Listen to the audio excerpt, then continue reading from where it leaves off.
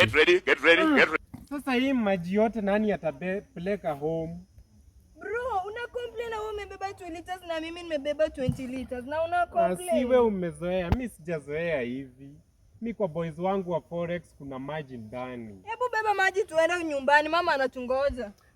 Mimi sijazoea hivi. Kwanza siwezi taka ajue na beba maji, atajam. Mimi sitabeba hii maji. Beba maji tuende nyumbani, tunachelewa. Mimi ananiekanga vizuri. Hatakangi nichoke. Kwanza umesema wewe boys wako wa Forex. Wacha hata nataka nimpigie. Kwanza ni nini? Forex ni nini? Wewe hiyo uwezi jua.